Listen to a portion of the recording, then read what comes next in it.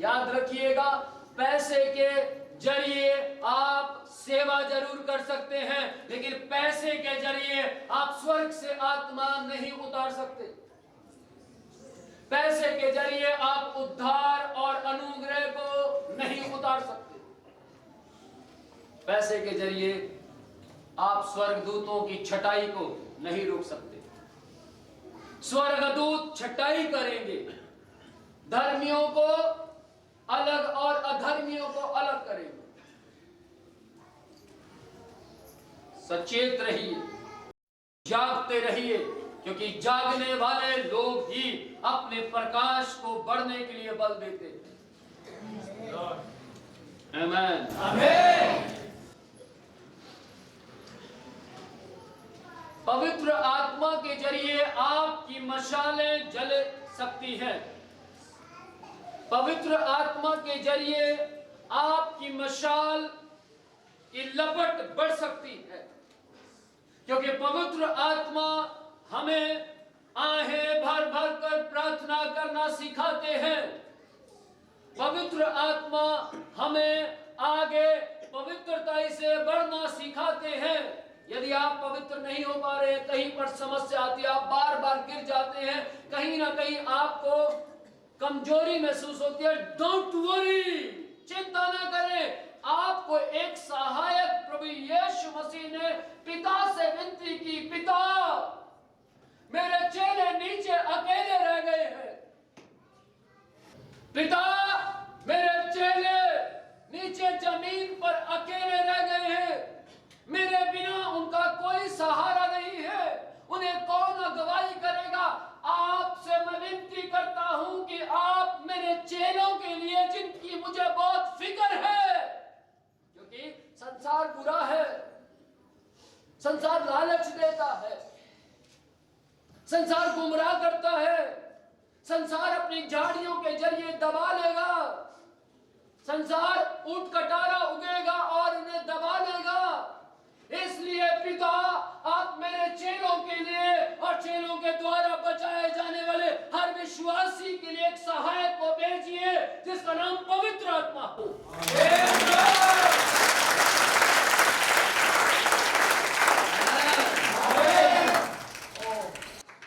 पिता को पुत्र की रिक्वेस्ट अच्छी लगी, पिता को पुत्र की रिक्वेस्ट अच्छी लगी, विनती अच्छी लगी, क्योंकि पुत्र चेलों से कहकर आए थे कि मैं तुम्हारे लिए पिता से विनती करूंगा और वो तुम्हें एक सहायक देगा, अर्थात पवित्र आत्मा।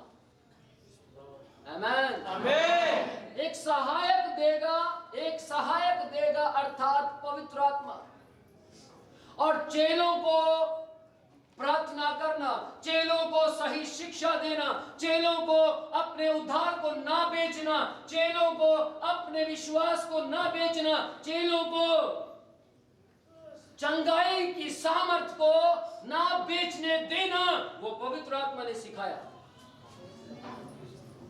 आमीन, आमीन। पवित्र आत्मा जी हमें धंधा नहीं सिखाते, पवित्र आत्मा जी हमें यीशु मसीह के क्रूस को उठाकर चलना सिखाते हैं।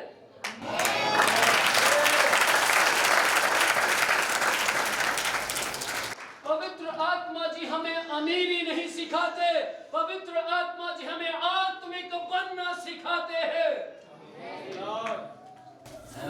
आमीन, आमीन, आमीन। वो आपको जीना सिखाएंगे। आमीन।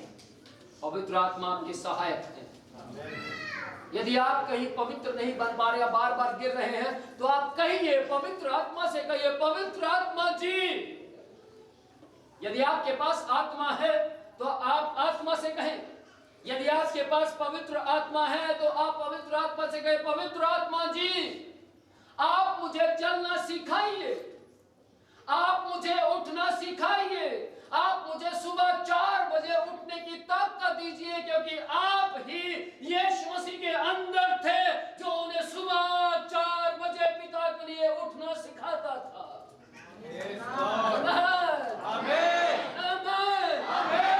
वो पवित्र आत्मा बदला नहीं है, वो पवित्र आत्मा चेंज नहीं हुआ, वो पवित्र आत्मा सेम जो चेलों के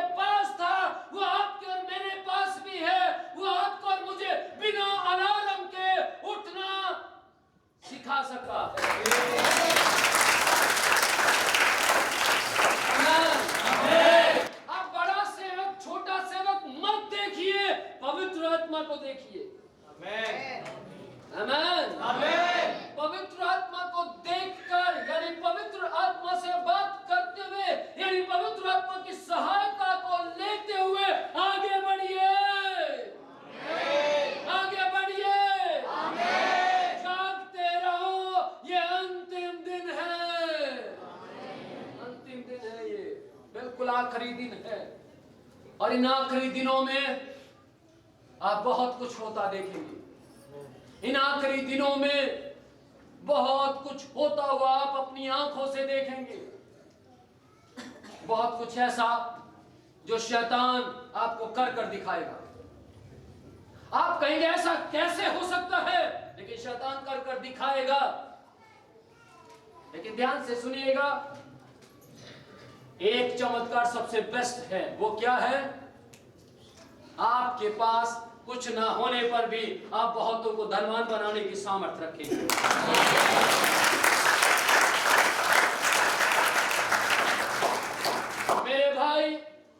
मेरे भाई पौलुस ने कहा, अगर मैं आत्मिक तरीके से और ज्यादा गहराई में जाऊं तो मेरे मित्र पौल ने कहा कि मेरे पास कुछ भी नहीं है, लेकिन मैं बहुतों को धनवान बना देता हूं। Praise the Lord. याद रखिएगा, मशाल तभी जलती रहेगी जब सीधे स्वर्ग से आत्मा उतरेगा। आत्मा तेल का काम करता है। आत्मा मशाल को जले रहने के लिए सामर्थ्य देता है। आत्मा, आप मशाल हैं, आपको जलाएगा। आमीन। आत्मा आपके अंदर रहने वाले विश्वास को बढ़ता हुआ विश्वास बनाएगा। आमीन। हालेलुया। केवल पवित्र आत्मा आपकी मशाल को चमकदार, आपकी मशाल में की आग को लपटों में बदल सकता है। आमीन। मत्ती 5 अध्याय उसकी 14 आयत में परमेश्वर का वचन स्पष्ट कहता है, क्या लिखा है? तुम जगत की ज्योति हो। तुम जगत की ज्योति हो। जो नगर पहाड़ पर बसा हुआ है वो छिप नहीं सकता। आप एक नगर के समान हैं। कलीसिया एक नगर के समान है, और जो कलीसिया पहाड़ पर बसी हुई है, यानी मतलब कि जो कलीसिया वचन पर खड़ी रहती है, जो कलीसिया वचन के मुताबिक चलती है, जो कलीसिया वचन के मुताबिक जीवन जीती है, जो कलीसिया अपने अंदर बाहर अपने इर्द गिर्द वचन से अपने आप को घेरे रखती है, याद रखिएगा वो जगत की ज्योति है।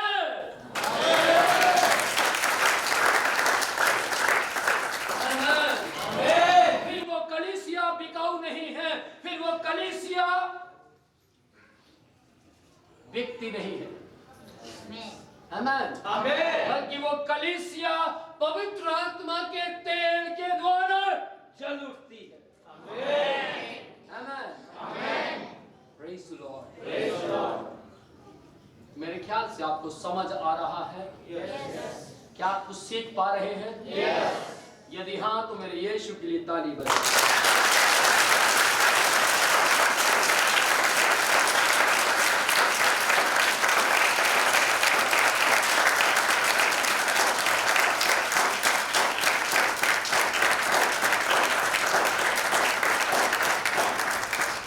मूर्ख स्त्रियां, रात का वक्त था, अभी तो मशाल जली। रात के वक्त में मूर्ख स्त्रियां तेल लेने के लिए दुकान पर गई, क्योंकि बुद्धिमान कवारी लड़कियों ने मना कर दिया कि हम तेल नहीं देंगे। भैया साफ सी बात है, सॉरी, माफ कर दीजिए, हम नहीं दे सकते। ओके, तब उन्होंने डिसीजन लिया, चलो जाकर दुकान से लेते हैं। दुकान पर पहुंची तो दुकान बंद थी, और जब वापस आई तो दूल्हा चला गया था। ध्यान से सुनिएगा, दुकान पर पहुंची तो दुकान बंद थी, सारे रास्ते बंद हो गए थे। लेकिन जब वहां पर वापस आई तो 5 कुंवारियां दूल्हे के साथ जा चुकी थी। और जब 5 कुंवारियां दूल्हे के साथ जा चुकी तो उनको मालूम था कि दूल्हे का घर कहां है। उनको मालूम था दूल्हा कहां गया है। हाँ या ना? इतनी खुशी की बात है कि उनको मालूम था, वो खुश खुश हो गई, तुम चिंता ना करो, चलो चलते, मुझे पता है दूल्हा कहाँ गया होगा। और वो खुशी खुशी वहां से गई। ध्यान से सुनिएगा, उनमें खुशी भी थी कि उनको घर का पता है, लेकिन दुख भी था कि दूल्हा उन्हें लिए बिना चला गया। खुशी की लहर कम थी, दुख की लहर ज्यादा थी। और वो 5 कुंवारियां दूल्हे के घर के बाहर खड़ी होती और चिल्लाकर कहती हैं, हे दूल्हे दरवाजा खोल दे। परंतु दूल्हे ने क्या कहा, मैं तुम्हें नहीं जानता।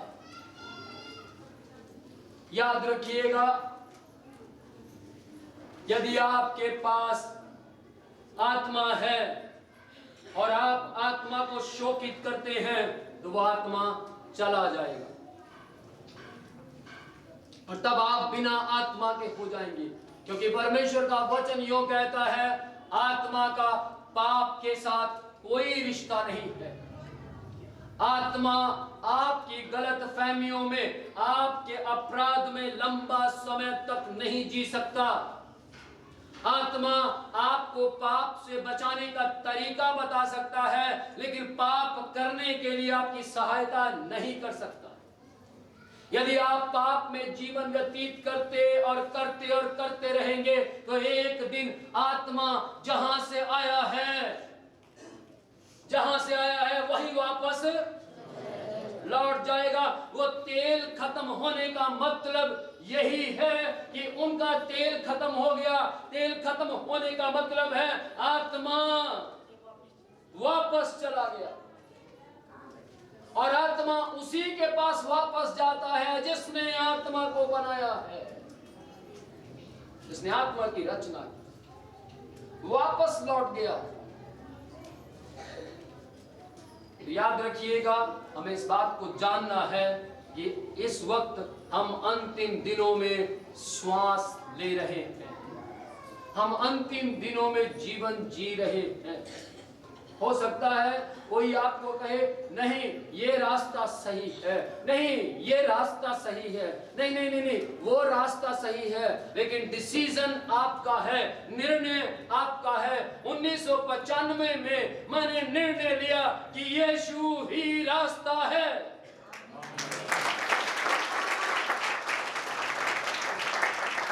और ये निर्णय मेरे जीवन को उज्जवल भविष्य बनाने का कारण बन गया। आमीन। कितनी बड़ी बात है, मैं मरूं तो भी जीवित हूं और मैं जीवित तो नहीं हूं। मैं मर जाऊं तो भी आनंदित हूं। हालेलुया। मैं जीऊं या मरूं, मैं यीशु का हूं। Praise the Lord, praise the Lord. अंतिम 2 आयतें पढ़कर हम समाप्त करेंगे। अंतिम 2 आयतें पढ़ेंगे और मैं चाहता हूं उसको बहुत ही बुलंद आवाज में, ऊंची आवाज में पढ़ा जाए। अगर ये 2 आयतें बुलंद आवाज में ना पढ़ी गई तो आपको मालूम है मेरी आवाज बिना माइक के बुलंद है, हाँ या ना? मैं पढ़ूंगा, पढ़िए जरा, ऊंची आवाज में पढ़ो। मरकुस 13वां अध्याय उसकी 35 आयत, इंग्लिश में बोलूंगा। मार्क चैप्टर 13 वर्स 35 को पढ़ेंगे। एक और आयत है लूका 11वां अध्याय उसकी 35 आयत से लेकर 40 आयत तक। लूक चैप्टर 11 वर्स 35 टू 40 जरा पढ़ दें। इसलिए जागते रहो, क्योंकि तुम नहीं जानते कि घर का स्वामी कब आएगा, सांझ को या आधी रात को या मुर के बांग देने के समय या भोर को। ऐसा न हो कि अचानक आकर तुम्हें सोते पाए। और जो तुमसे कहता हूं वही सबसे कहता हूं, जागते रहो। जो तुमसे कहता हूं वो सारी दुनिया से कहता हूं, जागते रहो। कहता है नहीं पता कब दूल्हा आएगा, नहीं मालूम किसी को कि दूल्हा कब आएगा। मरकुस कह रहा है, इस बात को मरकुस क्लियर करता है कि किसी को नहीं पता कि दूल्हा कब आएगा। पढ़िए आगे, बड़ी अच्छी आयत है। चैप्टर 13 नहीं, वही पढ़ो, सेम। इसलिए जागते रहो, हाँ। क्योंकि तुम नहीं जानते कि घर का स्वामी कब आएगा। घर का स्वामी कब आएगा आप नहीं जानते। आपके पापा तो आपको बता कर गए और आप बिल्कुल टाइम पर अपने घर में पहुंच गए। आपकी मम्मी आपको बता कर गई, आप बिल्कुल ठीक टाइम पर वहीं पर मिले। लेकिन ध्यान से सुनिएगा, ये आत्मा को देने वाला स्वामी बताकर नहीं गया वो कब आएगा। इसलिए समय असमय दरवाजे के करीब खड़े होकर तैयार रहिए। आमीन। समय असमय तैयार रहे, ना जाने वो कब आ जाए। अगली आयत पढ़ेंगे, लूका 11वां अध्याय उसकी 35 आयत मैं पढ़ दूं। इसलिए चौकस रहना कि जो उजियाला तुम में है वह अंधेरा ना हो जाए। इसलिए चौकस रहना, कलीसिया से प्रभु का वचन कह रहा है, चौकस रहना। जो उजियाला तुम में है, जो आत्मा तुम में है और तुम्हें ज्योति बनाए हुए है, कहीं वो अंधेरा ना हो जाए, कहीं वो अंधेरे में ना बदल जाए। जो काम आप कर रहे हैं, अच्छे अच्छे काम, चौकस रहो कहीं वो काम दुष्टता में ना बदल जाए। शुरुआत तो पौलुस ही कहते हैं बहुत अच्छी हुई, लेकिन अंत बुरा हुआ, क्या फायदा हुआ। हमारी यदि शुरुआत अच्छी है तो अंत भी अच्छा होना चाहिए। आमीन। इसी को बोलते हैं परमेश्वर की दया। आगे बढ़े। इसलिए यदि तेरा सारा शरीर उजियाला हो और उसका कोई भाग अंधेरा ना रहे, तो सब का सब ऐसा उजियाला होगा जैसे उस समय होता है जब दिया अपनी चमक में तुझे उजाला देता है। हाँ। जब वह बातें कर रहा था तो किसी फरीसी ने उससे विनती की कि मेरे यहाँ भोजन कर। वह भीतर जाकर भोजन करने बैठा। फरीसी को यह देखकर अचंभा हुआ कि उसने भोजन करने से पहले स्नान नहीं किया। प्रभु ने उससे कहा, हे फरीसियों, तुम कटोरे और थाली को ऊपर ऊपर से तो मांजते हो, परंतु तुम्हारे भीतर अंधेर और दुष्टता भरी हुई है। हे निर्बुद्धियों, जिसने बाहर का बाग बनाया, क्या उसने भीतर का बाग नहीं बनाया? परंतु हाय, भीतर वाली वस्तुओं को दान कर दो, तो देखो सब कुछ तुम्हारे लिए शुद्ध हो जाएगा। भीतर वाली वस्तुओं को दान कर दो। भीतर वाली वस्तुओं को दान कर दो। दान का मतलब यह नहीं है कि आप फॉर्म भरने के लिए पीछे ही पहुंच जाए।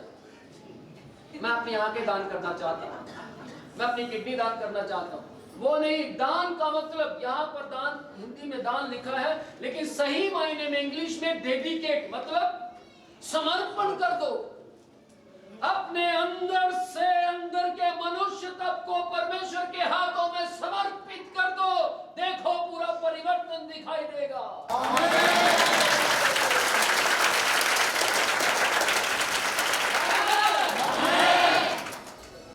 फरीसी हैरान हो गया, भैया कमाल है, नहाया नहीं है, हाथ नहीं धोए और खाना खाने के लिए बैठ गया। और प्रभु यीशु ने क्या कहा? हे निर्बुद्धियों, हे बेवकूफ लोगों। मैं नहीं कह रहा हूँ, यीशु मसीह कह रहा है। हाँ, कभी कोई मुद्दा उठा दे, ये अपोस्टल जी ने ये क्या कह दिया, ऑनलाइन देखने वाले भी ध्यान रखें, ये यीशु मसीह कह रहे हैं। और क्या कह रहे हैं? हे निर्बुद्धियों, हे बेवकूफ लोगों, तुमने बाहर से तो प्लेट को पूरा मांज दिया, बाहर से तो कटोरी धो दी, अंदर से कौन धोएगा? हाँ जी, तुमने बाहर से तो नहला दिया। ध्यान से सुनिएगा, अगर नहाने वालों को खुदा मिलता तो डड्डू मेंढक को सबसे पहले मिलता। वो तो 24 घंटे पानी में रहते हैं।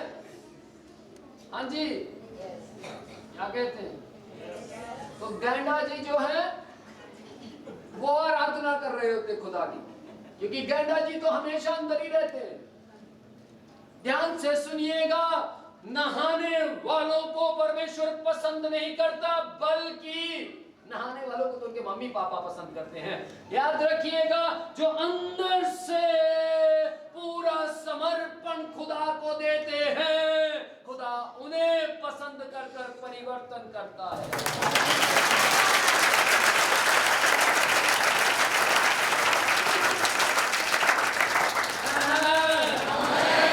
ये अंतिम समय है, अंदर से अपने आप को परमेश्वर के हाथ में सौंप दीजिए। अंदर से, अंदर के मनुष्य तत्व को परमेश्वर के समीप लेकर आइए। अंदर के मनुष्य तत्व को परमेश्वर के हाथों में श्रद्धांजलि चढ़ा दीजिए। देखिएगा, बाहर का परिवर्तन अपने आप हो जाएगा। अंदर का सब कुछ परमेश्वर के हाथ में, तो बाहर का सब कुछ परमेश्वर के हाथ में। आमीन। सब बदल जाएगा। तो परमेश्वर आपसे प्यार करता है, इसलिए याद रहे यह अंतिम दिन है।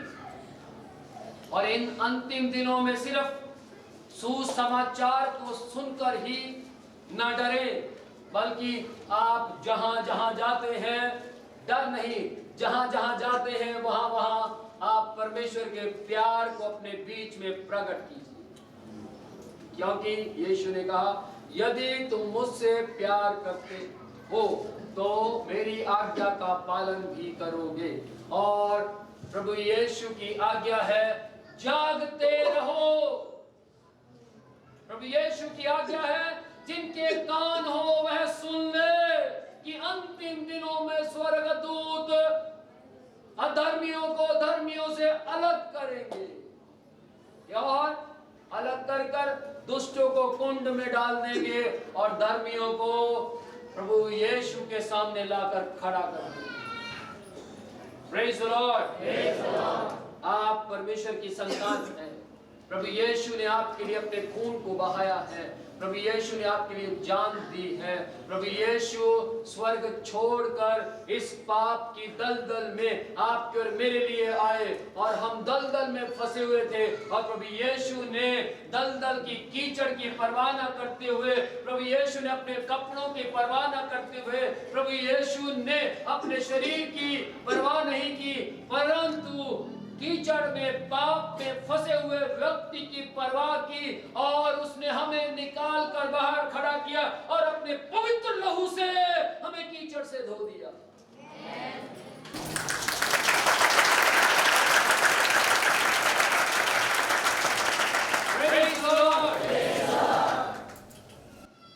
मैं ये कहूंगा कि यदि आपने कहीं पर भी, आपको कहीं पर भी गिल्टी फील होती है तो उसे पवित्र आत्मा की सहायता लेकर हटाइए और प्रभु यीशु के करीब आइए, क्योंकि मरने के बाद ना उद्धार है ना अनुग्रह है। मरने के बाद कोई आत्मा आपको नहीं दिया जाएगा। मरने के बाद तो आत्मा सीधा न्याय के लिए पहुंचता है, फिर कोई जन्म भी नहीं है। मनुष्य का एक बार जन्म लेना, फिर मरना और फिर न्याय का होना निश्चित है। इसलिए ध्यान से सुनिएगा, अगर आप कहीं पर बाइबल से बाहर कुछ भी देखते हैं तो उन जगहों की बात करने की बजाय आप उन जगहों पर पहुंचिए जहां पर सही बाइबल के तरीके से कलीसियाएं चलाई जा रही हैं, ताकि आपका समय खराब ना हो और मसीह का समय जब आए तो आप उसके संग उठाए जाएं। आमीन। मेरे ख्याल से आपको समझ आया। प्रभु आपको आशीष दे और सारी महिमा यीशु मसीह को। May God bless you.